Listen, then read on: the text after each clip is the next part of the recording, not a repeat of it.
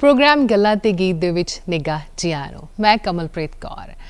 हर रोज़ गल्लां ते गीत प्रोग्राम तुहाडा बहुत ही मन पसंदीदा प्रोग्राम जिहड़ा बन चुकिया है और हमेशा एक टीम की जिम्मेवारी होंदी है ते पूरा काम इहो जिहा सौंपिया होंदा है कि हर रोज़ इहो जिहे विषय असी छेड़िए, इहो जिहे विषयां उत्ते गलबात करिए जिहड़ी कि तुहाडी जानकारी दे विच बहुत सारा वाधा करते होण, नाल दी नाल मनोरंजन भी होंदा है। ताही ਤਾਂ ਕਿਹਾ ਜਾਂਦਾ है इस प्रोग्राम ਨੂੰ ਗੱਲਾਂ ਤੇ ਗੀਤ, है ना। ਗੱਲਾਂ ਵੀ ਹੁੰਦੀਆਂ ਨੇ, ਗੀਤ ਵੀ ਹੁੰਦੇ ਨੇ ਔਰ ਜਦੋਂ ਗੱਲਾਂ ਵਧੀਆ ਲੱਗਣ ਲੱਗ ਪੈਂਦੀਆਂ ਨੇ ਤਾਂ ਫਿਰ ਦਿਲ ਨਹੀਂ ਕਰਦਾ ਹੁੰਦਾ ਹੈ ਕਿ ਉਹਨਾਂ ਗੱਲਾਂ ਨੂੰ ਅਸੀਂ ਸੁਣਨ ਤੋਂ ਕਿਤੇ ਰੁਕ ਜਾਈਏ। ਫਿਰ ਲੱਗਦਾ ਹੈ ਕਿ ਸਾਡੀ ਜ਼ਿੰਦਗੀ ਦੇ ਨਾਲ ਹੀ ਜੁੜੇ ਹੋਏ ਵਿਸ਼ੇ ਨੇ, ਜ਼ਿੰਦਗੀ ਦੀਆਂ ਬਾਤਾਂ ਪਾਉਂਦਾ ਹੋਇਆ ਵਿਸ਼ੇ ਜਿਹੜੇ ਸਾਨੂੰ ਹਮੇਸ਼ਾ ਕੋਈ ਨਾ ਕੋਈ ਸਿੱਧੀ ਰਾਹ ਤੇ ਉੱਤੇ ਤੁਰਨ ਦੇ ਲਈ ਹਮੇਸ਼ਾ ਮਜਬੂਰ ਕਰ ਦਿੰਦੇ ਨੇ। ਸੋ ਇਹੋ ਜਿਹਾ ਹੈ ਸਾਡਾ ਪ੍ਰੋਗਰਾਮ ਗੱਲਾਂ ਤੇ ਗੀਤ। ਔਰ ਜਦੋਂ ਕਹਿੰਦੇ ਨਾ ਕਿ ਇਨਸਾਨ ਨੂੰ ਕੁਝ ਜਾਣਕਾਰੀ ਨਾ ਹਾਸਲ ਹੋਵੇ ਜਾਂ ਜਾਣਕਾਰੀ ਨਾ ਹੋਵੇ ਤਾਂ ਹਮੇਸ਼ਾ ਹੀ ਉਲਟ ਰਾਹਾਂ 'ਤੇ ਚੱਲਣਾ ਸ਼ੁਰੂ ਕਰ ਦਿੰਦਾ ਹੈ। ਉਹਦੇ ਮਨ ਦੇ ਵਿੱਚ ਡਰ ਭੈ ਹੁੰਦਾ ਹੈ ਕਿਸੇ ਨਾ ਕਿਸੇ ਗੱਲ ਨੂੰ ਲੈ ਕੇ। ਇਸੇ ਕਰਕੇ ਤਾਂ ਇਹ ਪ੍ਰੋਗਰਾਮ ਰੱਖਿਆ ਹੋਇਆ ਕਿ ਤੁਹਾਨੂੰ ਜਾਣਕਾਰੀ ਪੂਰੀ ਦੀ ਪੂਰੀ ਦਿੱਤੀ ਜਾਵੇ, ਇਹੋ ਜਿਹੇ ਵਿਸ਼ਿਆਂ ਉੱਤੇ ਜਾਣਕਾਰੀ ਦਿੱਤੀ ਜਾਵੇ ਜਿੱਥੇ ਤੁਹਾਨੂੰ ਲੱਗੇ ਕਿ ਜਾਣਕਾਰੀ ਪਾ ਕੇ ਤੁਸੀਂ ਆਪਣੀ ਸਿੱਧੇ ਰਾਹ ਉੱਤੇ ਤੁਰ ਪਏ ਹੋ। ਆਮਦਨ ਕਰ ਗੱਲ ਕਰਦੇ ਆ ਨਾ ਇਨਕਮ ਟੈਕਸ ਦੀ ਤਾਂ ਹਮੇਸ਼ਾ ਬੰਦਾ ਡਰ ਜਾਂਦਾ ਹੈ ਦੇਖ ਕੇ ਸੁਣ ਕੇ ਕਿ ਇਨਕਮ ਟੈਕਸ ਕੀ ਹੈ ਔਰ ਕੀ ਇਹਦਾ ਮਤਲਬ ਅਸੀਂ ਜੇਕਰ ਸਾਨੂੰ ਕੋਈ ਅਥਾਰਟੀ ਫੜ ਕੇ ਲੈ ਜਾਂਦੀ ਹੈ ਤਾਂ ਕੀ ਸਾਨੂੰ ਉਸ ਤੋਂ ਬਾਅਦ ਜਿਹੜਾ ਹੈ ਨਤੀਜਾ ਮਿਲੇਗਾ ਔਰ ਜੇ ਅਸੀਂ ਟੈਕਸ ਪੇ ਨਹੀਂ ਕਰਦੇ ਤਾਂ ਸਾਨੂੰ ਕੀ ਖਮਿਆਜ਼ਾ ਭੁਗਤਣਾ ਪਏਗਾ ਔਰ ਇਨਕਮ ਟੈਕਸ ਕੌਣ ਪੇ ਕਰ ਸਕਦਾ ਹੈ। ਇਹੋ ਜਿਹੇ ਸਾਰੇ ਸਵਾਲ ਜਿਹੜੇ ਮਨ ਦੇ ਵਿੱਚ ਆ ਜਾਂਦੇ ਨੇ ਜਦੋਂ ਵੀ ਅਸੀਂ ਇਨਕਮ ਟੈਕਸ ਦੀ ਗੱਲ ਕਰਦੇ ਹਾਂ, ਆਮਦਨ ਕਰ ਦੀ ਗੱਲ ਕਰਦੇ ਹਾਂ।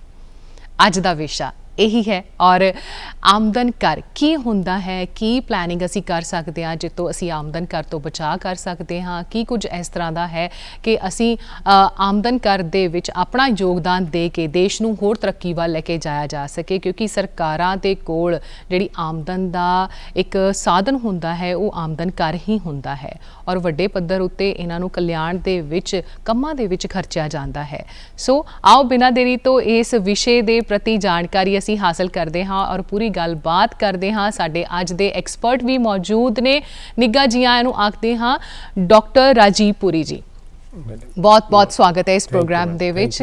आप एसोसिएट प्रोफैसर हो commerce department DAV college Jalandhar दे और 35 ਤੋਂ ਵੱਧ ਕਿਤਾਬਾਂ ਜਿਹੜੀਆਂ ਹੈਗੀਆਂ ਐਜ਼ ਏ ਆਥਰ ਇਹਨਾਂ ਨੇ ਆਪਣੀਆਂ ਛਪਵਾ ਚੁੱਕੇ ਨੇ ਔਰ ਹਮੇਸ਼ਾ ਹੀ ਗੱਲ ਇਨਕਮ ਟੈਕਸ ਪਲੈਨਿੰਗ ਦੀ ਗੱਲ ਕੀਤੀ ਜਾਂਦੀ ਹੈ ਉਹਨਾਂ ਕਿਤਾਬਾਂ ਦੇ ਵਿੱਚ ਔਰ ਕਿਤਾਬਾਂ ਦੇ ਜਿਹੜੇ ਸਿਰਲੇਖ ਹੁੰਦੇ ਨੇ ਕਾਰਪੋਰੇਟ ਟੈਕਸ ਪਲੈਨਿੰਗ ਹੋ ਗਿਆ, ਇਨਕਮ ਟੈਕਸ ਹੋ ਗਿਆ। ਸੋ ਇਸ ਤਰ੍ਹਾਂ ਦੀਆਂ ਕਿਤਾਬਾਂ ਪੂਰੇ ਭਾਰਤ ਦੇ ਵਿੱਚ ਇਹਨਾਂ ਦੀਆਂ ਅਸੀਂ ਪੜ੍ਹਨ ਨੂੰ ਸਾਨੂੰ ਮਿਲਦੀਆਂ ਨੇ ਔਰ ਜੇਕਰ ਇਹਨਾਂ ਦੀ ਐਕਸਪੀਰੀਅੰਸ ਦੀ ਗੱਲ ਕਰੀਏ ਐਸੋਸੀਏਟ ਪ੍ਰੋਫੈਸਰ 27 ਸਾਲਾਂ ਤੋਂ ਟੀਚਿੰਗ ਐਕਸਪੀਰੀਅੰਸ ਦੇ ਵਿੱਚ ਨੇ ਔਰ ਇਹਨਾਂ ਕੋਲ ਅੱਜ ਅਸੀਂ ਵਡਮੁੱਲੀ ਜਾਣਕਾਰੀ ਹਾਸਲ ਕਰਨੀ ਹੈ। ਸੋ ਅੱਜ ਦਾ ਇਹ ਵਿਸ਼ਾ ਆਮਦਨ ਕਰ ਇਨਕਮ ਟੈਕਸ ਹੈ ਨਾ। ਸੋ ਜਦੋਂ ਅਸੀਂ ਗੱਲ ਕਰਦੇ ਹਾਂ ਇਨਕਮ ਟੈਕਸ ਸਭ ਤੋਂ ਪਹਿਲਾਂ ਤਾਂ ਸਾਨੂੰ ਇਹਦੀ ਮਹੱਤਤਾ ਤੇ ਇਹਦੇ ਬਾਰੇ ਦੱਸਿਆ ਜਾਵੇ ਕਿ ਕੀ ਹੈ ਔਰ ਸਾਡੇ ਦੇਸ਼ ਦੇ ਵਿੱਚ ਟੈਕਸ ਦਾ ਸਿਸਟਮ ਕੀ ਹੈ। ਮੈਡਮ ਇਸ ਤਰ੍ਹਾਂ ਹੈ ਕਿ ਦੁਨੀਆ ਦੇ ਸਾਰੇ ਮੁਲਕਾਂ ਦੇ ਵਿੱਚ ਟੈਕਸ ਲੱਗਦੇ ਹੈ ਔਰ ਟੈਕਸ ਸਰਕਾਰ ਦੇ ਲਈ ਆਮਦਨ ਦਾ ਇੱਕ ਬਹੁਤ ਵੱਡਾ ਜ਼ਰੀਆ ਹੈ। ਔਰ ਜਦੋਂ ਦੀ ਸੱਭਿਅਤਾ ਸ਼ਾਇਦ ਸ਼ੁਰੂ ਹੋਈ ਹੈ ਉਦੋਂ ਦੇ ਪਹਿਲੇ ਜ਼ਮਾਨੇ 'ਚ ਰਾਜੇ ਮਹਾਰਾਜੇ ਟੈਕਸ ਲੈਂਦੇ ਸੀ। ਹੁਣ ਅੱਜ ਕੱਲ੍ਹ ਰਾਜੇ ਮਹਾਰਾਜੇ ਰਹੇ ਨਹੀਂ ਤੇ ਉਹ ਜਗ੍ਹਾ ਲੈ ਲਈ ਸਰਕਾਰਾਂ ਨੇ ਔਰ ਸਰਕਾਰਾਂ ਟੈਕਸ ਲੈਂਦੀ ਹੈ। ਦੁਨੀਆ ਦੇ ਵੱਖਰੇ ਵੱਖਰੇ ਮੁਲਕਾਂ 'ਚ ਨਾਮ ਵੱਖਰੇ ਹੋ ਸਕਦੇ ਹੈ ਪਰ ਟੈਕਸ ਹੈ। ਕਿਤੇ ਉਹਦਾ ਕੋਈ ਨਾਮ ਹੋਏਗਾ ਕਿਤੇ, ਪਰ ਉਹਨਾਂ 'ਚੋਂ ਸਭ ਤੋਂ ਜਿਹੜਾ ਖਾਸ 2-3 ਟੈਕਸ ਹੈ ਜਿਹੜੇ ਕਿ ਇੱਕ ਤਰ੍ਹਾਂ ਪੂਰੇ ਸੰਸਾਰ 'ਚ ਹੀ ਚੱਲਦੇ ਹੈ। ਇੱਕ ਜਿਹੜਾ ਅੱਜ ਦਾ ਟੌਪਿਕ ਆਪਣਾ ਆਮਦਨ ਕਰ ਔਰ ਦੂਸਰਾ GST ਜਿਹੜਾ ਕਿ ਗੁੱਡਸ ਐਂਡ ਸਰਵਿਸਿਜ਼ ਟੈਕਸ। ਇਹ ਤੁਹਾਨੂੰ ਤਕਰੀਬਨ ਹਰ ਕਿਤੇ ਹੀ ਮਿਲ ਜਾਣਾ ਹੈ। ਇਸ ਤੋਂ ਇਲਾਵਾ ਬਾਕੀ ਛੋਟੇ ਛੋਟੇ ਕਈ ਤਰ੍ਹਾਂ ਦੇ ਟੈਕਸ ਹੈ, ਇੱਕ ਦੇਸ਼ 'ਚ ਮਿਲਣਗੇ ਦੂਜੇ ਦੇਸ਼ 'ਚ ਨਹੀਂ ਮਿਲਣਗੇ। ਤਾਂ ਮੁੱਖ ਦੀ ਗੱਲ ਟੈਕਸਿਸ ਤੋਂ ਬਿਨਾਂ ਸਰਕਾਰਾਂ ਦਾ ਗੁਜ਼ਾਰਾ ਨਹੀਂ ਹੈ ਔਰ ਹਰ ਤਰ੍ਹਾਂ ਦੀ ਸਰਕਾਰ ਨੇ ਟੈਕਸ ਲਗਾਏ ਹੋਏ ਔਰ ਆਮਦਨ ਦਾ ਇੱਕ ਬਹੁਤ ਵੱਡਾ ਜ਼ਰੀਆ ਟੈਕਸ ਹੈ। ਔਰ ਜਿਵੇਂ ਕਿ ਮੈਂ ਤੁਹਾਡੇ ਤੋਂ ਪੁੱਛਿਆ ਕਿ ਪਰਿਭਾਸ਼ਾ ਤੇ ਇਹਦੇ ਅਰਥ ਕੀ ਨੇ ਉਹ ਵੀ ਦੱਸਿਆ ਜਾਵੇ। ਸਾਡੇ ਦੇਸ਼ ਦੇ ਸੰਦਰਭ ਦੇ ਵਿੱਚ ਵੀ ਜਿਹੜੇ ਲੋਕ ਪੈਸੇ ਕਮਾਉਂਦੇ ਹੈ ਉਹਨਾਂ ਨੇ ਆਪਣੀ ਸਾਡੇ ਦੇਸ਼ 'ਚ ਜਿਹੜੀ ਟੈਕਸਿਸ ਆ ਉਹ ਦੋ ਤਰ੍ਹਾਂ ਦੀਆਂ ਸਰਕਾਰਾਂ ਲੈਂਦੀਆਂ। ਕੁਝ ਟੈਕਸ ਲੈਂਦੀ ਹੈ ਸਾਡੀ ਜਿਹੜੀ ਸੈਂਟਰ ਗੌਰਮੈਂਟ ਹੈ, ਕੇਂਦਰੀ ਸਰਕਾਰ ਹੈ ਸਾਡੀ, ਔਰ ਕੁਝ ਟੈਕਸ ਜਿਹੜੇ ਆ ਉਹ ਸਾਡੀ ਸਟੇਟ ਗੌਰਮੈਂਟ ਲੈਂਦੀ ਹੈ, ਰਾਜ ਸਰਕਾਰ ਲੈਂਦੀ ਹੈ। ਠੀਕ ਹੈ। ਜਿਵੇਂ GST ਹੈ ਕੇਂਦਰ ਸਰਕਾਰ ਵੀ ਲੈਂਦੀ ਹੈ ਔਰ ਰਾਜ ਸਰਕਾਰ ਵੀ ਲੈਂਦੀ ਹੈ। ਪਰ ਜਿਹੜਾ ਅੱਜ ਦਾ ਵਿਸ਼ਾ ਇਨਕਮ ਟੈਕਸ ਹੈ, ਇਹ ਟੈਕਸ ਜਿਹੜਾ ਸਾਡੇ ਦੇਸ਼ 'ਚ ਆ ਉਹ ਕੇਂਦਰ ਸਰਕਾਰ ਲੈਂਦੀ ਹੈ। ਚਾਹੇ ਆਪਾਂ ਪੰਜਾਬ 'ਚ ਬੈਠੇ ਹਾਂ, ਹਰਿਆਣੇ 'ਚ ਬੈਠੇ ਹਾਂ, ਹਿਮਾਚਲ 'ਚ ਬੈਠੇ ਹਾਂ, ਜੇ ਅਸੀਂ ਕਮਾਈ ਕਰ ਰਹੇ ਹਾਂ ਇੱਕ ਪਾਰਟਿਕੂਲਰ ਇੱਕ ਖਾਸ ਰੁਪਏ ਤੋਂ ਜ਼ਿਆਦਾ ਆਪਾਂ ਕਮਾ ਰਹੇ ਹਾਂ ਤੇ ਸਾਨੂੰ ਇਨਕਮ ਟੈਕਸ ਦੇਣਾ ਪੈਣਾ ਹੈ, ਔਰ ਉਹ ਸਾਰਾ ਜਿਹੜਾ ਆਮਦਨ ਕਰ ਹੈ ਉਹ ਕੇਂਦਰ ਸਰਕਾਰ ਕੋਲ ਜਾਏਗਾ। ਉਹ ਗੱਲ ਵੱਖਰੀ, ਬਾਅਦ ਚੋਂ ਕੇਂਦਰ ਸਰਕਾਰ ਜਦੋਂ ਪੂਰੇ ਭਾਰਤ ਚੋਂ ਪੈਸਾ ਇਕੱਠਾ ਹੁੰਦਾ ਹੈ ਉਹ ਬਾਕੀ ਸਾਰੇ ਰਾਜਾਂ ਦੇ ਵਿੱਚ ਕਿਸੇ ਰੇਸ਼ੋ ਦੇ ਵਿੱਚ ਉਸ ਟੈਕਸ ਨੂੰ ਵੰਡ ਦਿੰਦੇ ਹੈ। ਪਰ ਇੱਕ ਵਾਰੀ ਜਿਹੜਾ ਇਹ ਕਰ ਹੈ ਸਾਨੂੰ ਲੋਕਾਂ ਨੂੰ ਕੇਂਦਰ ਸਰਕਾਰ ਨੂੰ ਦੇਣਾ ਪੈਂਦਾ ਹੈ। ਉਹਦੇ ਵਿੱਚ ਇਸ ਤਰ੍ਹਾਂ ਹੈ ਜੀ ਕਿ ਜੇ ਤੁਸੀਂ ਕਮਾਈ ਕਰ ਰਹੇ ਹੋ ਔਰ ਆਪਸ ਸੌਖੇ ਜਿਹੇ ਸ਼ਬਦਾਂ 'ਚ ਗੱਲ ਕਰਾਂਗੇ ਕਿਉਂਕਿ ਸਾਡੇ ਦੇਸ਼ ਦਾ ਜਿਹੜਾ ਆਮਦਨ ਕਰ ਕਾਨੂੰਨ ਹੈ ਉਹ ਅਮਰੀਕਾ ਵਾਂਗੂ ਹੀ ਸਭ ਤੋਂ ਔਖਾ ਕਾਨੂੰਨ ਹੈ। ਅੱਛਾ ਜੀ। ਔਰ ਇੱਥੇ ਦੇ ਕਾਨੂੰਨ ਨੂੰ ਸਮਝਣ ਲਈ ਵੀ ਜੇ ਅੱਜ ਮੈਨੂੰ 27-28 ਸਾਲ ਹੋ ਵੀ ਗਏ ਹੈ ਤੇ ਫਿਰ ਵੀ ਮੈਂ ਕਲੇਮ ਨਹੀਂ ਕਰ ਸਕਦਾ ਕਿ ਮੈਨੂੰ ਸਭ ਕੁਝ ਆਉਂਦਾ ਹੈ। ਕਿਉਂਕਿ ਸਾਡੇ ਇੱਥੇ ਕਾਨੂੰਨ ਬਹੁਤ ਮੁਸ਼ਕਿਲ ਹੈ ਔਰ ਮੁਸ਼ਕਿਲ ਕਾਨੂੰਨ ਸਰਕਾਰ ਦਾ ਕੋਈ ਕਸੂਰ ਨਹੀਂ ਹੈ ਕਿਉਂਕਿ ਅੱਜ ਕੱਲ ਇੰਨੀ ਕੁ ਤਰੱਕੀ ਹੋ ਰਹੀ ਹੈ ਵੀ ਸਿਸਟਮ ਇੰਨੇ ਕੁ ਔਖੇ ਹੋ ਰਹੇ ਹੈ ਤੇ ਸਰਕਾਰ ਨੂੰ ਲੋਕੀ ਚਲਾਕ ਹੈ, ਲੋਕੀ ਜੇ ਕੋਈ ਕੋਸ਼ਿਸ਼ ਕਰਦੇ ਆ ਕਰ ਨੂੰ ਚੋਰੀ ਕਰਨ ਦੀ ਤਾਂ ਸਰਕਾਰ ਫਿਰ ਉਹਨੂੰ ਉਸ ਜਿਹੜਾ ਹੈਗੀ ਹੈ ਉਹਨੂੰ ਦੱਬਣ ਦੀ ਕੋਸ਼ਿਸ਼ ਕਰਦੇ ਔਰ ਇਹ ਸਾਰੀ ਸਿਸਟਮ ਦੇ ਵਿੱਚ ਜਿਹੜਾ ਸਾਡਾ ਕਾਨੂੰਨ ਹੈ ਔਖਾ ਬਣ ਗਿਆ। ਠੀਕ ਹੈ। ਤੋ ਇਸ ਕਰਕੇ ਜਿਹੜੀ ਗੱਲ ਹੈ ਮੇਨ ਕਿ ਆਮਦਨ ਕਰ ਜਿਹੜੇ ਸਾਡੇ ਤੁਹਾਡੇ ਵਰਗੇ ਆਪਾਂ ਨੇ ਬੰਦੇ ਹੈ, ਇੰਡੀਵਿਜੂਅਲ ਹੈ, ਆਪਾਂ ਜਿਹੜੇ ਪੈਸੇ ਕਮਾਨੇ ਆ, ਅਗਰ ਸਾਡੀ ਆਮਦਨ ਸਾਲ ਦੀ 2.5 ਲੱਖ ਤੋਂ ਘੱਟ ਹੈ ਜਾਂ 2.5 ਲੱਖ ਤੱਕ ਹੈ ਤੇ ਸਾਡੇ ਤੇ ਕੋਈ ਆਮਦਨ ਕਰ ਨਹੀਂ ਲੱਗਦਾ। ਅੱਛਾ ਜੀ। ਔਰ ਅਗਰ ਸਾਡੀ ਆਮਦਨ ਜਿਹੜੀ ਆ ਉਹ 2.5 ਲੱਖ ਤੋਂ ਵੱਧ ਜਾਂਦੀ ਹੈ ਔਰ ਤਾਂ ਸਾਨੂੰ ਸ਼ਾਇਦ ਇਨਕਮ ਟੈਕਸ ਦੇਣਾ ਪਵੇ। ਠੀਕ ਹੈ। ਇਹਦੇ ਵਿੱਚ ਵੀ ਕੋਈ ਕਿਸੇ ਤਰ੍ਹਾਂ ਦੀ ਦੁਵਿਧਾ ਨਹੀਂ ਰੱਖਣੀ ਕਿ ਹੋ ਸਕਦਾ ਸਾਡੀ ਆਮਦਨ 2.5 ਲੱਖ ਤੋਂ ਜ਼ਿਆਦਾ ਹੋਵੇ ਪਰ ਉਹਦੇ ਚੋਂ ਕੁਝ ਸਰਕਾਰ ਛੂਟਾਂ ਦਿੰਦੀ ਹੈ, ਸਾਨੂੰ ਛੋਟਾਂ ਦਿੰਦੀ ਹੈ, ਕੁਝ ਤਰ੍ਹਾਂ ਦੇ ਸਾਨੂੰ ਕੰਸੈਸ਼ਨ ਮਿਲਦੇ ਆ। ਹਾਂਜੀ, ਤੁਸੀਂ ਮਾਈਨਸ ਕਰਨ ਤੋਂ ਬਾਅਦ ਬਿਲਕੁਲ ਤੁਸੀਂ ਗੱਲ ਕਰ ਰਹੇ ਹੋ ਉਹ ਮਤਲਬ ਕਰ ਦੇ ਦਰਾਂ ਦੀ, ਹੈ ਨਾ, ਸਲੈਬ ਰੇਟ ਜਿਹਨੂੰ ਅਸੀਂ ਕਹਿੰਦੇ ਆ। ਸਕਰੀਨ ਤੇ ਅਸੀਂ ਦੇਖ ਰਹੇ ਸੀਗੇ ਕਿ ਵੱਖ-ਵੱਖ ਜਿਹੜੀ ਆਮਦਨ ਹੈਗੀ ਆ ਉਹਨੂੰ ਇੱਕ ਡਿਵਾਈਡ ਕੀਤਾ ਹੋਇਆ ਹੈਗਾ ਡਿਫਰੈਂਟ ਟੈਕਸ ਰੇਟ ਦੇ ਉੱਤੇ। ਇਹ ਕੀ ਨੇ? ਜਿੱਥੇ ਤੱਕ ਇਹ ਸਕਰੀਨ ਤੇ ਰੇਟਸ ਦਿਖਾਏ ਗਏ ਹੈ, ਸਾਡੇ ਦੇਸ਼ 'ਚ ਆਮ ਬੰਦਾ ਜਿਹੜਾ ਟੈਕਸ ਦਿੰਦਾ ਹੈ ਪਹਿਲੇ ਉਹ 3 ਤਰ੍ਹਾਂ ਦੇ ਸਰਕਾਰ ਨੇ ਬਣਾਏ ਸੀ। ਜਿਨ੍ਹਾਂ ਦੀ ਉਮਰ 60 ਤੋਂ ਘੱਟ ਹੈ, ਜਿਨ੍ਹਾਂ ਦੀ ਉਮਰ 60 ਜਾਂ 60 ਤੋਂ ਜ਼ਿਆਦਾ ਪਰ 80 ਸਾਲ ਤੋਂ ਘੱਟ ਹੈ, ਔਰ ਤੀਸਰੀ ਜਿਨ੍ਹਾਂ ਦੀ ਉਮਰ 80 ਜਾਂ 80 ਤੋਂ ਜ਼ਿਆਦਾ ਹੈ। ਜਿਨ੍ਹਾਂ ਦੀ ਉਮਰ 60 ਤੋਂ ਘੱਟ ਹੈ ਉਹਨਾਂ ਲਈ ਸਰਕਾਰ ਨੇ ਕਿਹਾ 2.5 ਲੱਖ ਰੁਪਏ ਤੱਕ ਦੀ ਇਨਕਮ ਤੇ ਕੋਈ ਆਮਦਨ ਕਰ ਨਹੀਂ। ਅੱਛਾ ਜੀ। ਜਿਨ੍ਹਾਂ ਦੀ ਉਮਰ 60 ਜਾਂ 60 ਤੋਂ ਜ਼ਿਆਦਾ ਹੈ ਤੇ ਉਹਨਾਂ ਲਈ ਸਰਕਾਰ ਨੇ ਕਿਹਾ ਵੀ ਤੁਹਾਨੂੰ 3 ਲੱਖ ਤੱਕ ਕੋਈ ਟੈਕਸ ਨਹੀਂ, ਔਰ ਜਿਨ੍ਹਾਂ ਦੀ ਉਮਰ 80 ਸਾਲ ਜਾਂ ਉਸ ਤੋਂ ਜ਼ਿਆਦਾ ਹੈ ਉਹਨਾਂ ਵਾਸਤੇ ਸਰਕਾਰ ਨੇ ਕਿਹਾ ਹੈ ਕਿ ਤੁਹਾਨੂੰ 5 ਲੱਖ ਤੱਕ ਕੋਈ ਟੈਕਸ ਨਹੀਂ। ਠੀਕ ਹੈ। ਇਹ 3 ਤਰ੍ਹਾਂ ਦੇ ਸਾਡੇ ਇੱਥੇ ਪਹਿਲੇ ਸਿਸਟਮ ਚੱਲਦਾ ਸੀ ਪਰ ਪਿਛਲੇ 3 ਕੁ ਸਾਲਾਂ ਤੋਂ ਸਰਕਾਰ ਨੇ ਕੀ ਕੀਤਾ, ਉਹਨਾਂ ਨੇ ਇੱਕ ਨਵੇਂ ਤਰ੍ਹਾਂ ਦੇ ਸਲੈਬ ਰੇਟ ਵੀ ਬਣਾਤੇ। ਅੱਛਾ। ਕਿਉਂਕਿ ਇਹ ਜਿਹੜੇ 2.5, 3 ਔਰ 5 ਲੱਖ ਵਾਲੇ ਸਲੈਬ ਹੈ, ਹਾਂਜੀ, ਇਹਦੇ ਵਿੱਚ ਜਦੋਂ ਬੰਦੇ ਦੀ ਆਮਦਨ ਕੱਢੀ ਜਾਂਦੀ ਹੈ ਉਹਨੂੰ ਕਈ ਤਰ੍ਹਾਂ ਦੀਆਂ ਛੋਟਾਂ ਦਿੱਤੀਆਂ ਜਾਂਦੀਆਂ। ਹਾਂਜੀ, ਡਿਡਕਸ਼ਨਾਂ ਕਹਿੰਦੇ ਆਪਾਂ ਉਹਨੂੰ ਟੈਕਨੀਕਲ ਲੈਂਗੁਏਜ।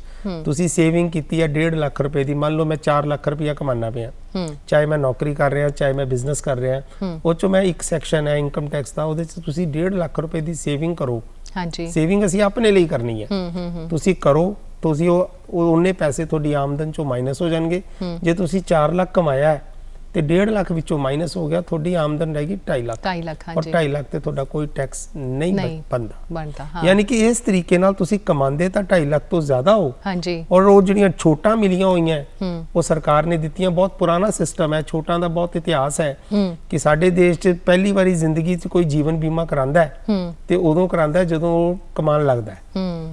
ਤੇ ਜਦੋਂ ਕਮਾਉਂਦਾ ਤੇ ਜਿਹੜੇ ਸਿਆਣੇ ਹੁੰਦੇ ਆ ਪਹਿਲੇ ਸਿਖਾ ਦਿੰਦੇ ਆ ਕਿ ਹੁਣ ਕਾਕਾ ਕਮਾਉਣ ਲੱਗ ਪਿਆ, ਹੁਣ ਸਭ ਤੋਂ ਪਹਿਲਾ ਕੰਮ ਇਹ ਕਰੀ ਕਿ ਜੀਵਨ ਬੀਮਾ ਕਰਾ ਲੈ। ਬਿਲਕੁਲ ਸਹੀ ਹੈ, ਕਿਉਂਕਿ ਜਿਹੜਾ ਜੀਵਨ ਬੀਮੇ ਦਾ ਆਪਾਂ ਪ੍ਰੀਮੀਅਮ ਦੇਣਾ ਹੈ ਉਹ ਸਾਡੀ ਸੇਵਿੰਗ ਮੰਨੀ ਜਾਂਦੀ ਹੈ ਔਰ ਉਹਦੀ ਸਾਨੂੰ ਛੂਟ ਮਿਲਦੀ ਇਨਕਮ ਚੋਂ। ਤਾਂ ਇਸ ਤਰੀਕੇ ਨਾਲ ਆਪਾਂ ਕਮਾ ਤਾਂ 5 ਲੱਖ ਵੀ ਸਕਦੇ ਹਾਂ, ਉਹ ਜਦੋਂ ਛੋਟਾਂ ਕਲੇਮ ਕਰਾਂਗੇ ਉਸ ਤੋਂ ਬਾਅਦ ਅਗਰ ਸਾਡੀ ਇਨਕਮ ਦੇਖੀ ਜਾਏਗੀ, ਅਗਰ ਉਹ 2.5 ਲੱਖ ਤੱਕ ਹੈ ਤੇ ਸਾਡਾ ਕੋਈ ਟੈਕਸ ਨਹੀਂ ਬਣਦਾ। ਠੀਕ ਹੈ। ਔਰ ਇਹ ਛੋਟਾਂ ਦਾ ਸਿਸਟਮ ਬਹੁਤ ਵੱਧ ਚੁੱਕਾ ਹੈ।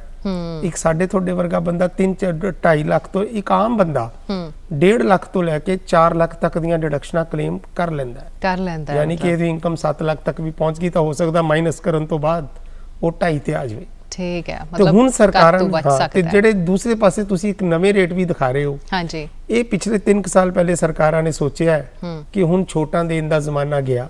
ਅੱਛਾ, ਉਸ ਸਿਸਟਮ ਦਾ ਵੀ ਕੀ ਫਾਇਦਾ ਕਿ ਇੱਕ ਪਾਸੇ ਤੁਸੀਂ ਛੋਟਾਂ ਦੇ ਰਹੇ ਹੋ ਔਰ ਉਸ ਪਾਸੇ ਜਿਹੜੇ ਰੇਟ ਲਗਾ ਰਹੇ ਹੋ ਟੈਕਸ ਦੇ ਉਹ ਜ਼ਿਆਦਾ ਹੈ। ਠੀਕ ਹੈ। ਸਰਕਾਰ ਦੇ ਦਿਮਾਗ 'ਚ ਕੋਈ ਨਵੀਂ ਗੱਲ ਆਈ ਕਿ ਉਹ ਕਹਿੰਦੇ ਅਸੀਂ ਇਹ ਛੋਟਾਂ ਦੇਣ ਦਾ ਸਿਸਟਮ ਹੀ ਬੰਦ ਕਰ ਦੇਣਾ। ਅੱਛਾ, ਉਹਦੀ ਬਜਾਏ ਆਪਾਂ ਟੈਕਸ ਦੀਆਂ ਜਿਹੜੀਆਂ ਦਰਾਂ ਵਾ, ਕਰ ਦੀਆਂ ਦਰਾਂ ਹੀ ਘਟਾ ਦੇਣੀਆਂ। ਅੱਛਾ, ਰੇਟ ਹੀ ਘਟਾ ਦੋ। ਅੱਗੇ ਛੋਟਾਂ ਦਿੰਦੇ ਸੀ, ਜਿਹੜੀਆਂ ਕਰ ਦੀਆਂ ਦਰਾਂ ਸੀ ਉਹ ਥੋੜੀਆਂ ਜ਼ਿਆਦਾ ਸੀ। ਠੀਕ ਹੈ। ਹੁਣ ਸਰਕਾਰ ਕਹਿੰਦੀ ਆਪਾਂ ਛੋਟਾਂ ਦੇਣ ਦਾ ਸਿਸਟਮ ਬੰਦ ਕਰ ਦੇਣਾ, ਉਹਦੇ ਬਦਲੇ ਆਪਾਂ ਤੁਹਾਡੇ ਜਿਹੜੇ ਕਰ ਦੀਆਂ ਦਰਾਂ ਵਾ ਉਹੀ ਘਟਾ ਦੇਣੀ ਹੈ। ਕਿ ਉਹ ਜਿਹੜਾ ਸਾਰਾ ਕਨਫਿਊਜ਼ਨ ਹੈ, ਉਹ ਜਿਹੜੀ ਸਾਰੀ ਪਰੇਸ਼ਾਨੀ ਹੈ, ਡਾਕੂਮੈਂਟ ਸਾਂਭੋ, ਸਾਰਾ ਕੁਝ ਕਰੋ, ਤੇ ਹੁਣ ਸਰਕਾਰ ਦੂਜੇ ਪਾਸੇ ਤੁਰ ਪਈ ਹੈ। ਇਹਦੇ ਨਾਲ ਸਰਕਾਰ ਨੂੰ ਵੀ ਫਾਇਦਾ ਹੈ, ਲੋਕਾਂ ਨੂੰ ਵੀ ਫਾਇਦਾ ਹੈ।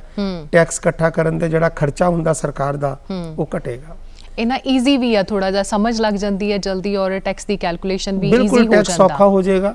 ਤਾਂ ਇਹ ਜਿਹੜੀਆਂ ਨਵੀਆਂ ਸਲੈਬਸ ਲਾਈਆਂ, ਇਹਦੇ ਵਿੱਚ ਸਰਕਾਰ ਨੇ ਕੀ ਕੀਤਾ ਹੈ ਕਿ 2.5 ਲੱਖ ਦਾ ਫਰਕ ਪਾਤਾ ਹੈ। ਪਹਿਲੇ 2.5 ਲੱਖ ਤੇ ਕੋਈ ਟੈਕਸ ਨਹੀਂ। ਜਿੱਦਾਂ ਜਿਹੜੀਆਂ ਪੁਰਾਣੀਆਂ ਦਰਾਂ ਸੀ ਉਹ ਉਮਰ ਦੇ ਹਿਸਾਬ ਨਾਲ ਸੀ। ਠੀਕ ਹੈ, ਕਿ 60 ਤੋਂ ਘੱਟ ਹੈ ਤੇ ਤੁਹਾਨੂੰ 2.5 ਮਾਫ ਹੈ, 60 ਤੋਂ 80 ਦੇ ਵਿੱਚੋਂ ਤੁਹਾਨੂੰ 3 ਮਾਫ ਹੈ, ਔਰ ਜਿਹੜਾ ਤੀਸਰੀ ਗੱਲ ਹੈ ਕਿ ਤੁਸੀਂ ਅਗਰ 80 ਤੋਂ ਜ਼ਿਆਦਾ ਹੋ ਤੇ ਤੁਹਾਨੂੰ 5 ਮਾਫ ਹੈ।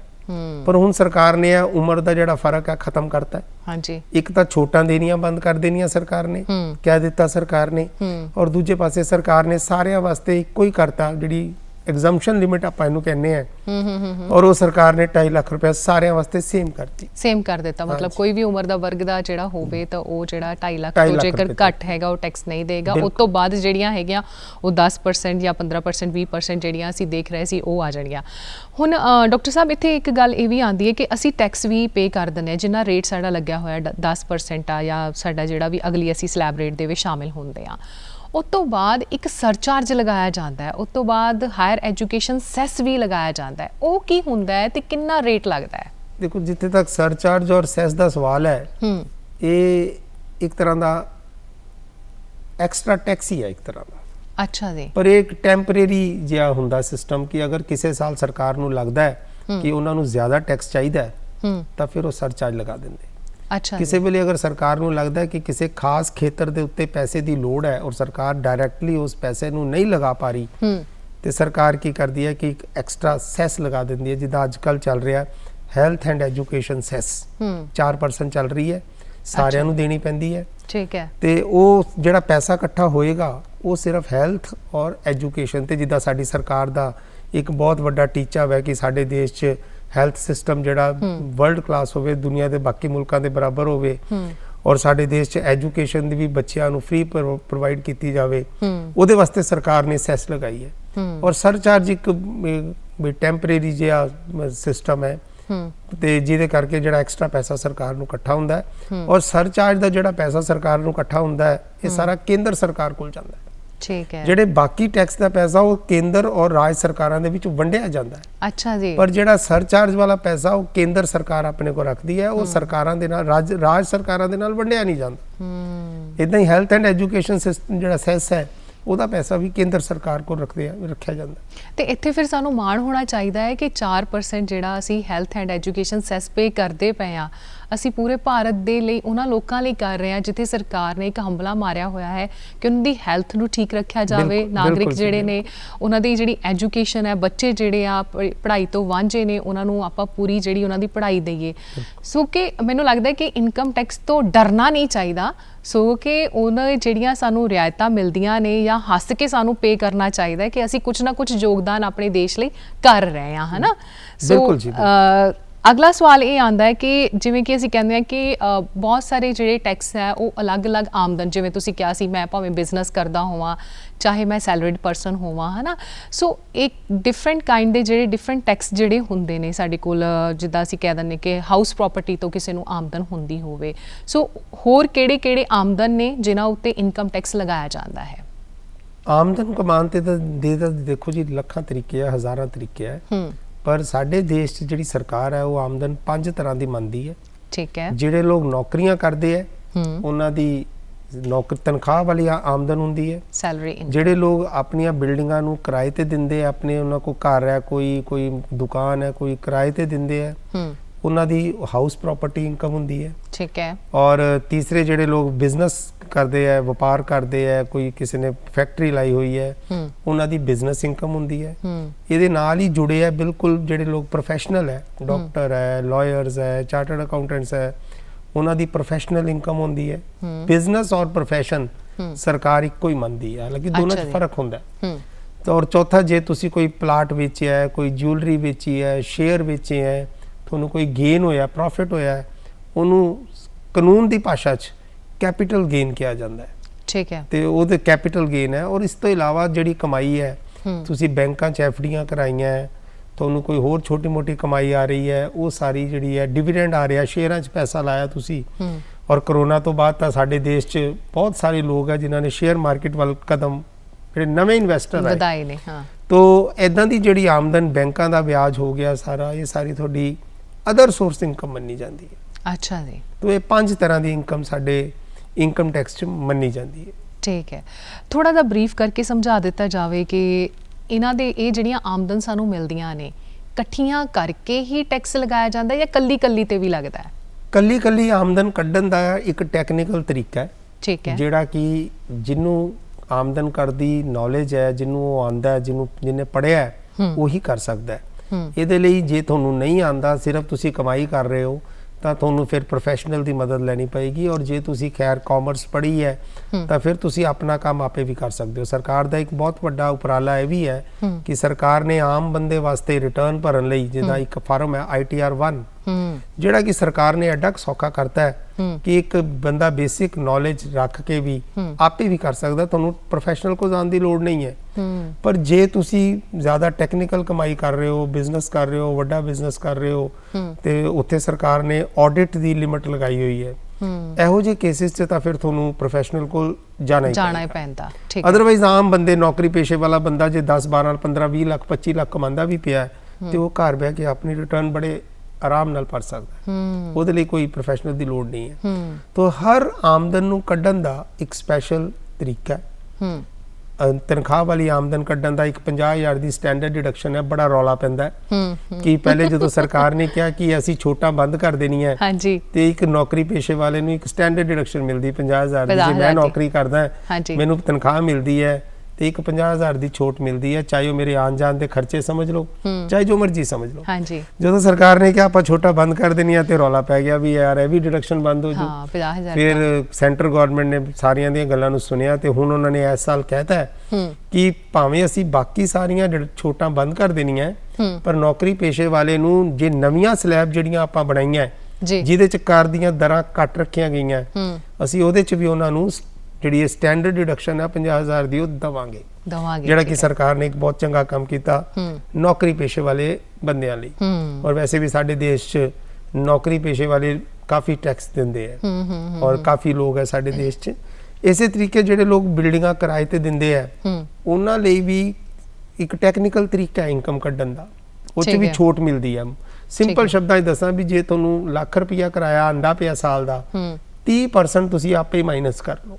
ਅੱਛਾ। ਵੀ ਜੇ ਤੁਹਾਨੂੰ 5 ਲੱਖ ਕਿਰਾਇਆ ਆਂਦਾ, ਤੁਸੀਂ 5 ਲੱਖ ਤੇ ਟੈਕਸ ਨਹੀਂ ਦੇਣਾ।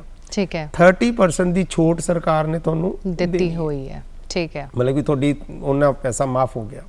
ਇਸੇ ਤਰੀਕੇ ਬਿਜ਼ਨਸ ਇਨਕਮ ਕੱਢਣ ਦੀਆਂ ਆਪਣੇ ਤਰੀਕੇ ਹੈ, ਕੈਪੀਟਲ ਗੇਨ ਕੱਢਣ ਦੇ ਆਪਣੇ ਤਰੀਕੇ ਹੈ। ਜਿੱਦਾਂ ਅਸੀਂ ਆਮ ਸ਼ਬਦਾਂ 'ਚ ਕਹੀਏ, ਜੇ ਮੰਨ ਲਓ ਅਸੀਂ 3 ਸਾਲ 2 ਸਾਲ ਤੋਂ ਵੱਧ ਪਲਾਟ ਰੱਖ ਲਿਆ, ਸਾਡੇ ਹਿੰਦੁਸਤਾਨ 'ਚ ਤਾਂ ਪਲਾਟ ਹੈ ਜਾਂ ਜਿਊਲਰੀ ਹੈ, ਹਾਂਜੀ, ਇਹ 'ਚ ਇਨਵੈਸਟਮੈਂਟ ਕਰਨਾ ਅਸੀਂ ਚੰਗਾ ਸਮਝਦੇ ਹਾਂ ਇੱਥੇ। ਤੇ ਜੇ ਪੈਸਾ ਕਿਤੇ ਜਮ੍ਹਾਂ ਕਰਾਉਣਾ ਹੋਵੇ ਤੇ ਉਹ ਬੈਂਕਾਂ 'ਚ ਪੈਸਾ। ਤੇ ਜੇ ਤੁਸੀਂ ਮੰਨ ਲਓ ਕਿ 5 ਸਾਲ ਬਾਅਦ ਆਪਣਾ ਕੋਈ ਪਲਾਟ ਵੇਚਿਆ, ਤੁਹਾਨੂੰ ਜਿਹੜਾ ਪ੍ਰੋਫਿਟ ਹੋ ਰਿਹਾ ਹੈ ਉਹ ਕੈਪੀਟਲ ਗੇਨ ਹੈ। ਸਿੰਪਲ ਸ਼ਬਦਾਂ 'ਚ ਜੇ ਅਸੀਂ ਕਹੀਏ ਕਿ ਮੰਨ ਲਓ ਤੁਸੀਂ 5 ਲੱਖ ਦਾ ਪਲਾਟ ਲਿੱਤਾ, ਇਹ ਗੱਲਾਂ ਘਰ ਘਰ ਹੁੰਦੀਆਂ। ਤੁਸੀਂ 5 ਲੱਖ ਦਾ ਪਲਾਟ ਲਿੱਤਾ ਸੀ ਔਰ ਅੱਜ 25 ਲੱਖ ਦਾ ਵੇਚਦਾ ਹੈ, ਤੇ ਇੱਕ ਵਾਰੀ ਤਾਂ ਬੰਦਾ ਪਰੇਸ਼ਾਨ ਹੋਏਗਾ ਕਿ ਜੇ ਆਮ ਭਾਸ਼ਾ 'ਚ ਕਰੀਏ, ਉਹ ਕਹੇਗਾ ਮੈਨੂੰ 20 ਲੱਖ ਰੁਪਏ ਦਾ ਪ੍ਰੋਫਿਟ ਹੋ ਗਿਆ, ਹੁਣ 20 ਲੱਖ ਰੁਪਏ ਤੇ ਟੈਕਸ ਦੇਣਾ ਹੈ। ਔਰ ਜਿਹੜਾ ਇਦਾਂ ਦਾ ਗੇਨ ਹੁੰਦਾ ਹੈ, ਪ੍ਰੋਫਿਟ ਹੁੰਦਾ ਹੈ, ਇਹਨੂੰ ਅਸੀਂ ਟੈਕਨੀਕਲ ਲੈਂਗੁਏਜ 'ਚ ਕਹਿੰਦੇ ਹਾਂ ਲੌਂਗ ਟਰਮ ਕੈਪੀਟਲ ਗੇਨ। ਇਹ ਤੇ 20% ਟੈਕਸ ਪੈਂਦਾ ਫਲੈਟ, ਇਹ ਤੇ ਉਹ ਸਲੈਬਾਂ ਨਹੀਂ ਲੱਗਦੀਆਂ। ਅੱਛਾ ਜੀ। ਹੁਣ ਜੇ ਕਿਸੇ ਨੇ 5 ਲੱਖ ਦਾ ਪਲਾਟ ਖਰੀਦ ਕੇ 25 ਲੱਖ ਦਾ ਵੇਚਿਆ ਤੇ ਉਹ ਘਰ ਬਹਿ ਕੇ ਕੱਢੂਗਾ ਕਿ ਮੇਰਾ ਪ੍ਰੋਫਿਟ ਹੋ ਗਿਆ 20 ਲੱਖ, ਹਾਂਜੀ, ਤੇ ਉਹਨੂੰ ਤੇ ਚੱਕਰ ਆਣੀ ਹੈ ਕਿ 20 ਲੱਖ ਦੇ ਉੱਤੇ 20% ਟੈਕਸ ਦੇਣਾ। ਹਾਂ, ਉਹ 4 ਲੱਖ ਰੁਪਇਆ ਬਣਦਾ। ਹਾਂਜੀ। ਤੇ ਪਰ ਜਿਹੜਾ ਇਹ ਜਦੋਂ ਅਸੀਂ ਇਹਦੀ ਕੈਲਕੂਲੇਸ਼ਨ ਇਸ ਤਰੀਕੇ ਨਾਲ ਨਹੀਂ ਕਰਨੀ, ਅੱਛਾ ਜੀ, ਮੋٹے ਸ਼ਬਦਾਂ 'ਚ ਦੱਸ ਰਿਹਾ, 5 ਲੱਖ ਦਾ ਪਲਾਟ 25 ਲੱਖ ਦਾ ਵੇਚਣ ਤੋਂ ਬਾਅਦ ਤੁਹਾਨੂੰ 20 ਲੱਖ ਦਾ ਪ੍ਰੋਫਿਟ ਹੋਏਗਾ, ਪਰ ਮੰਨਿਆ ਨਹੀਂ ਜਾਏਗਾ। ਜਦੋਂ ਤੁਸੀਂ ਕੋਈ ਟੈਕਨੀਕਲ ਫਾਰਮੂਲਾ ਲਾਓਗੇ ਤੁਹਾਡਾ ਪ੍ਰੋਫਿਟ ਹੋ ਸਕਦਾ 8 ਲੱਖ ਆਵੇ। ਇੱਥੇ ਵੀ ਸਰਕਾਰ ਨੇ ਤੁਹਾਨੂੰ ਫਾਇਦਾ ਦਿੱਤਾ। ਇਹਨੂੰ ਅਸੀਂ ਕਹਿੰਦੇ ਆ ਇਨਫਲੇਸ਼ਨ ਦੇ ਨਾਲ ਲਿੰਕ ਕਰਤਾ ਸਰਕਾਰ ਨੇ। ਅੱਛਾ ਜੀ। ਤੇ ਵੀ ਅਸੀਂ ਕੀਮਤਾਂ ਵਧਦੀਆਂ ਘਟਦੀਆਂ ਨੇ ਉਹਦੇ ਹਿਸਾਬ ਨਾਲ। ਮਤਲਬ ਕਿ ਹੁਣ ਆਮ ਦਰਸ਼ਕਾਂ ਲਈ ਇਹੀ ਹੈ ਕਿ 5 ਲੱਖ ਦਾ ਪਲਾਟ 25 ਲੱਖ ਦਾ ਵੇਚ ਕੇ 20 ਲੱਖ ਦੇ ਉੱਤੇ ਟੈਕਸ ਦੇਣ ਬਾਰੇ ਨਾ ਸੋਚਿਓ, ਪਰੇਸ਼ਾਨ ਨਾ ਹੋਈਓ, ਕਿਸੇ ਟੈਕਨੀਕਲ ਬੰਦੇ ਦੀ ਮਦਦ ਲਓ। ਹੋ ਸਕਦਾ ਤੁਹਾਡਾ ਗੇਨ 8 ਲੱਖ ਆ ਜਾਵੇ, 9 ਲੱਖ ਆ ਜਾਵੇ, 7 ਲੱਖ ਆ ਜਾਵੇ, ਠੀਕ ਹੈ, ਉਹਦੇ ਤੇ ਫਿਰ 20% ਤੁਹਾਨੂੰ ਦੇਣਾ ਪੈਣਾ ਜੀ। ਬਹੁਤ ਹੀ ਵਡਮੁੱਲੀ ਜਾਣਕਾਰੀ ਤੁਸੀਂ ਦੇ ਰਹੇ ਹੋ। ਜਿਵੇਂ ਸਾਡਾ ਪ੍ਰੋਗਰਾਮ ਹੈ ਗੱਲਾਂ ਤੇ ਗੀਤ, ਹੁਣ ਅਸੀਂ ਗੀਤ ਦੇ ਨਾਲ ਜਿਹੜਾ ਹੈ ਆਪਣਾ ਸਮਾਂ ਜਿਹੜਾ ਉਹ ਬਤੀਤ ਕਰਾਂਗੇ। ਫਿਲਹਾਲ ਤੁਹਾਡੇ ਮਨੋਰੰਜਨ ਲਈ ਤੇ ਦਰਸ਼ਕਾਂ ਦੇ ਮਨੋਰੰਜਨ ਲਈ ਗੀਤ ਨੂੰ ਕਰਦੇ ਆ ਸ਼ਾਮਿਲ। ਖਰਚੇ ਬੜੇ ਨੇ ਮਰ ਜਾਣੀਏ ਨਹੀਂ ਉੱਤੋਂ ਤੰਗ ਤੂੰ ਕਰਦੀ, ਸਾਡੇ ਖਰਚੇ ਬੜੇ ਨੇ ਮਰ ਜਾਣੀਏ ਨਹੀਂ ਉੱਤੋਂ ਤੰਗ ਤੂੰ ਕਰਦੀ, ਜਿਹੜੀ ਮਹਿੰਗੀ ਚੀਜ਼ ਹੁੰਦੀ ਬਿੱਲੋ ਰਾਣੀਏ ਨਹੀਂ ਉਸੇ ਵੱਲ ਮੂੰਹ ਕਰਦੀ, ਸਾਡੇ ਖਰਚੇ ਬੜੇ ਨੇ ਮਰ ਜਾਣੀਏ ਨਹੀਂ ਉੱਤੋਂ ਤੰਗ ਤੂੰ ਕਰਦੀ।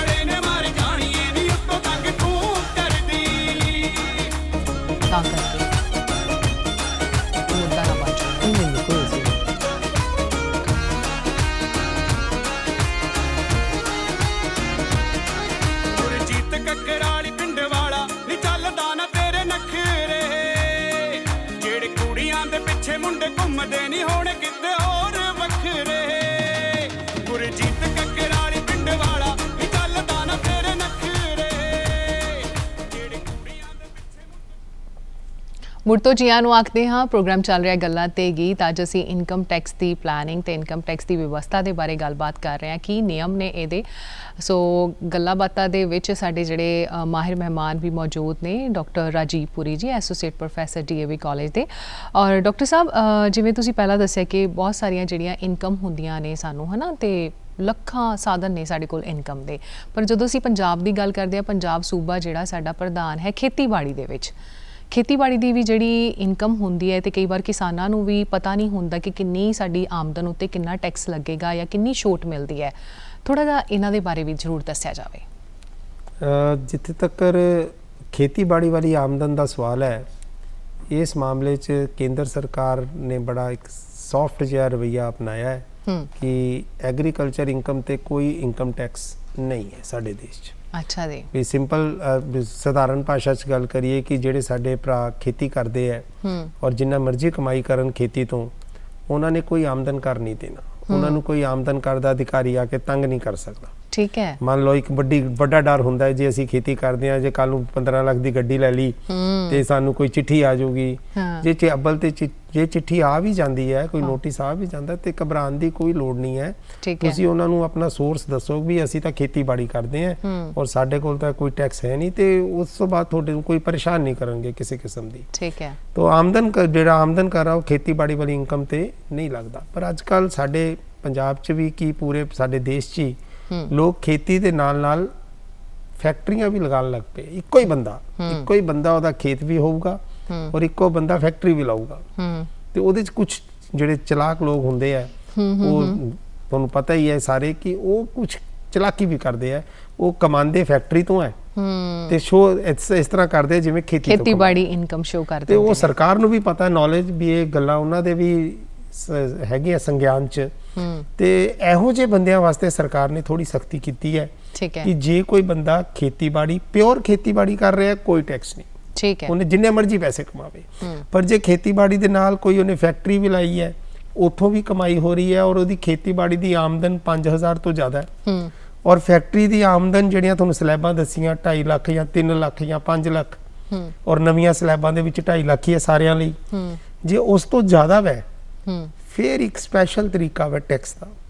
ਫਿਰ ਤੁਸੀਂ ਕਹਿ ਸਕਦੇ ਹੋ ਕਿ ਟੈਕਸ ਕੈਲਕੂਲੇਟ ਕਰਨ ਲੱਗੇ ਐਗਰੀਕਲਚਰ ਇਨਕਮ ਨੂੰ ਧਿਆਨ 'ਚ ਦਿੱਤਾ ਜਾਏਗਾ, ਪਰ ਉਹ ਪੂਰਾ ਟੈਕਸ ਨਹੀਂ ਲੱਗੇਗਾ। ਠੀਕ ਹੈ।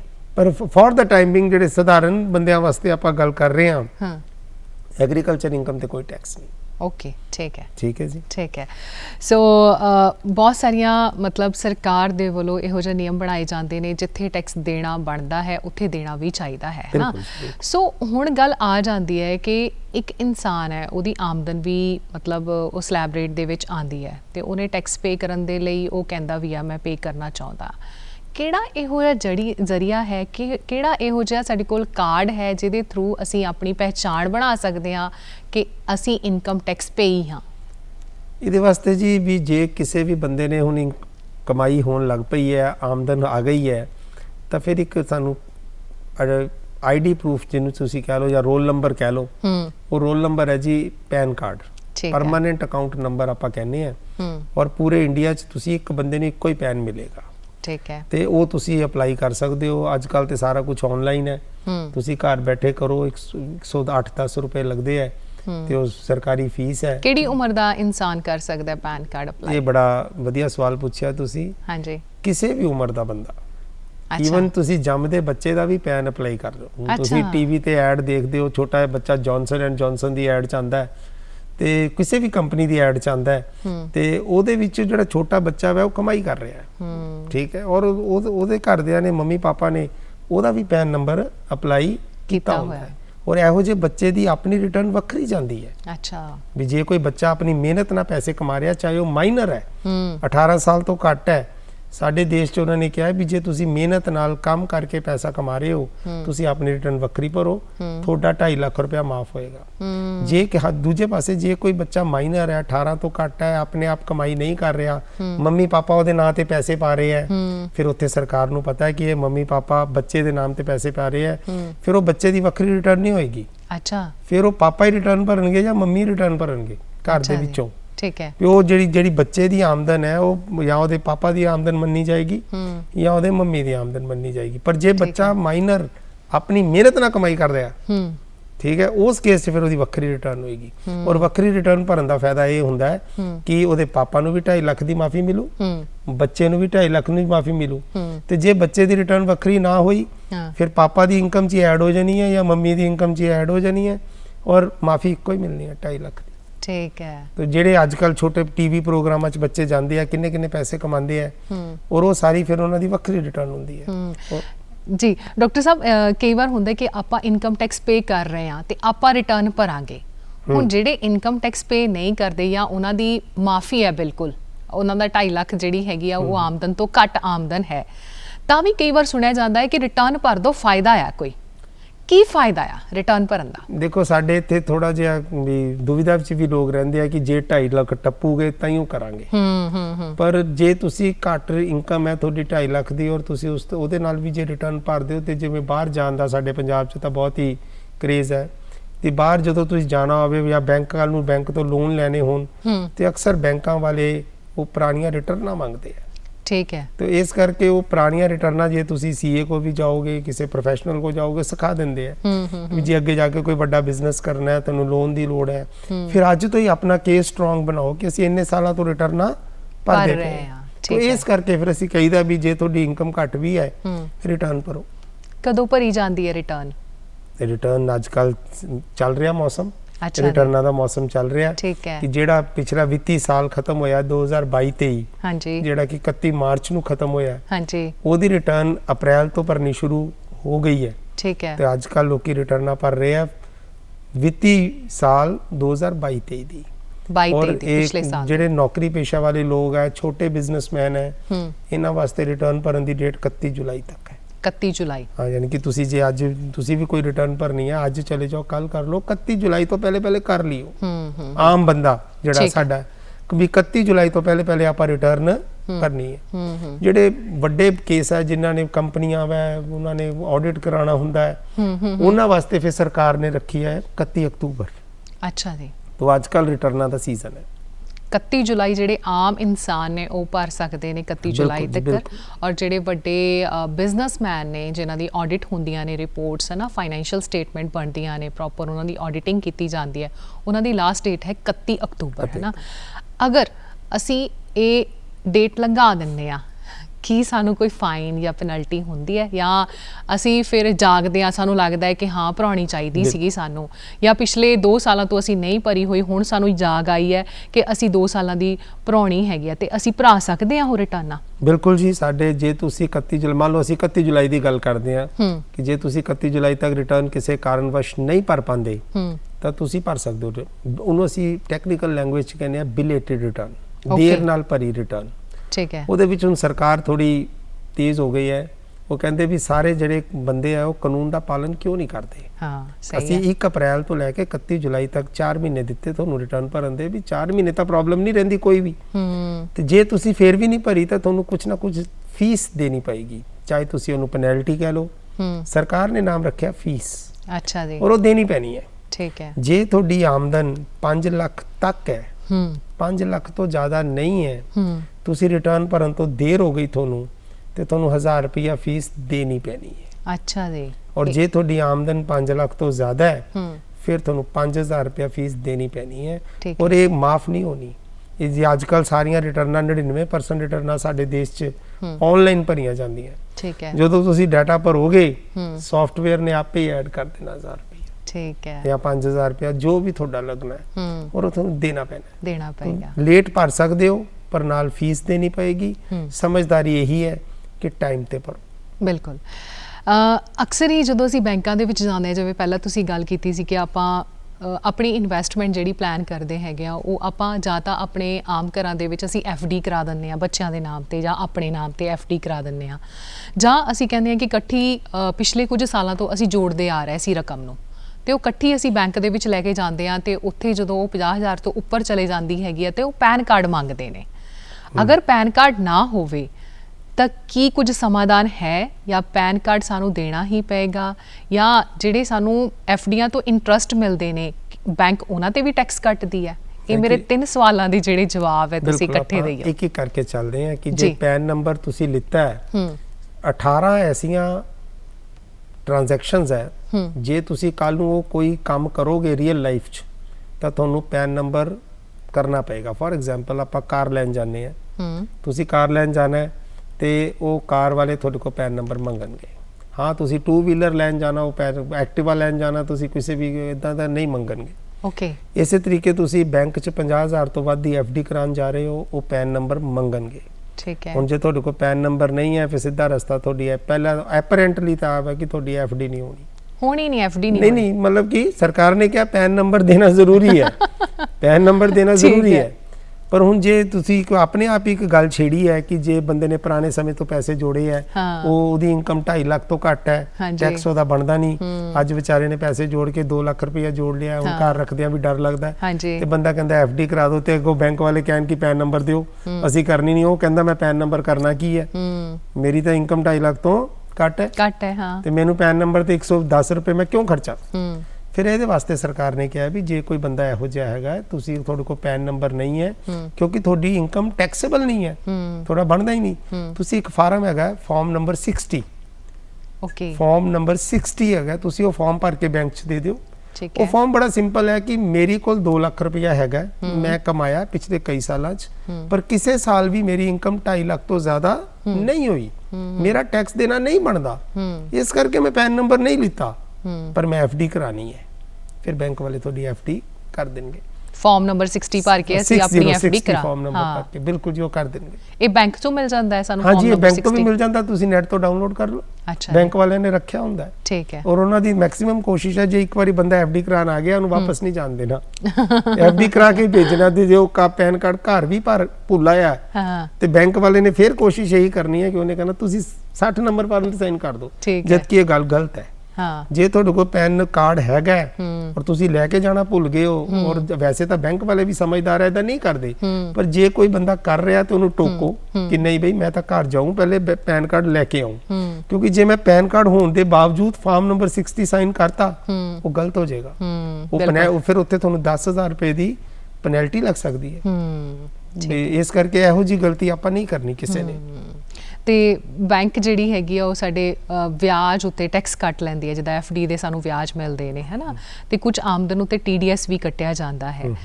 ਅਗਰ TDS ਤੋਂ ਬਚਾਅ ਕਰਨਾ ਹੋਵੇ, ਟੈਕਸ ਡਿਡਕਸ਼ਨ ਐਟ ਸੋਰਸ, ਹੈ ਨਾ, ਉਸ ਤੋਂ ਬਚਾਅ ਕਰਨਾ ਹੋਵੇ ਤਾਂ ਕਿਹੜੇ ਸਮਾਧਾਨ ਨੇ, ਕਿਹੜੇ ਅਸੀਂ ਬਚਾਅ ਕਰ ਸਕਦੇ ਹਾਂ? ਦੇਖੋ, ਸਾਡੇ ਜ਼ਿਆਦਾਤਰ ਅਸੀਂ ਸਾਰੇ ਲੋਕ ਅਸੀਂ ਵੀ ਬੈਂਕਾਂ 'ਚ ਪੈਸਾ ਜ਼ਿਆਦਾ ਰੱਖੀਦਾ। ਸਭ ਤੋਂ ਪਹਿਲੀ ਸਾਡੀ ਆਪਸ਼ਨ ਹੁੰਦੀ ਬੈਂਕਾਂ 'ਚ ਰੱਖੋ, ਜਦੋਂ ਉੱਥੇ ਜ਼ਿਆਦਾ ਹੋ ਜਾਏ ਫਿਰ ਕਿਤੇ ਹੋਰ ਰੱਖੋ। ਤੋ ਉਹਦੇ ਵਾਸਤੇ ਅਗਰ ਸਾਡੇ ਦੇਸ਼ 'ਚ ਜੋ ਚੱਲ ਰਿਹਾ ਕਿ ਅਗਰ ਕਿਸੇ ਬੰਦੇ ਦਾ ਸਾਲ ਦਾ ਵਿਆਜ ਬੈਂਕ ਦੀ FDਆਂ ਦਾ, ਜਿਹੜੇ ਮਿਆਦੀ ਪੈਸੇ ਆਪਾਂ ਜਮ੍ਹਾਂ ਕਰਾਉਂਦੇ ਆ, ਅਗਰ ਉਹ 40,000 ਤੋਂ ਟੱਪ ਜਾਂਦਾ ਤਾਂ ਬੈਂਕ ਵਾਲਿਆਂ ਨੇ 10% TDS ਕੱਟਣਾ ਹੈ। ਠੀਕ ਹੈ। ਮੰਨ ਲਓ ਮੈਂ 50 ਲੱਖ ਦੀਆਂ FDਆਂ ਕਰਾਤੀਆਂ, 7% ਰੇਟ ਅੱਜ ਕੱਲ੍ਹ ਚੱਲ ਰਿਹਾ ਹੈ, ਮੇਰਾ 3.5 ਲੱਖ ਰੁਪਇਆ ਵਿਆਜ ਬਣ ਗਿਆ। ਠੀਕ ਹੈ। ਸਾਲ ਬਾਅਦ ਉਹਨਾਂ ਨੇ 35,000 ਰੁਪਇਆ ਮੇਰਾ ਕੱਟ ਲੈਣਾ। ਓਕੇ, TDS 10% TDS ਬੈਂਕ ਵਾਲਿਆਂ ਨੇ ਕੱਟਣਾ ਹੀ ਕੱਟਣਾ।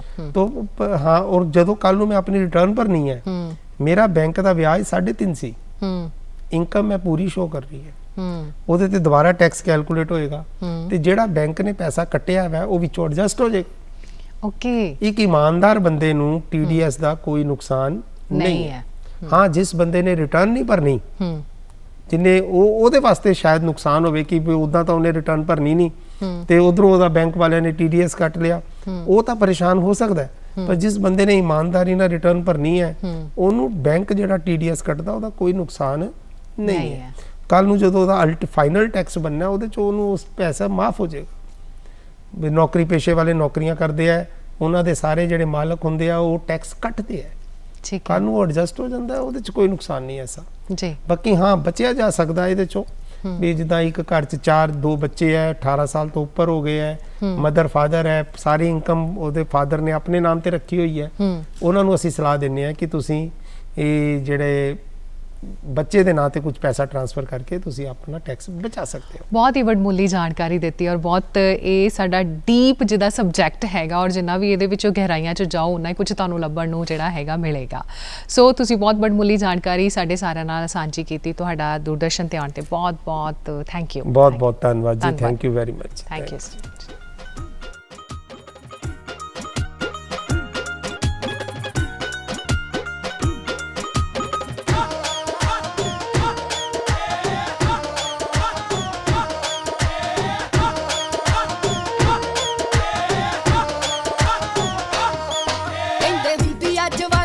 निशानी बई खतरे दी पक्की है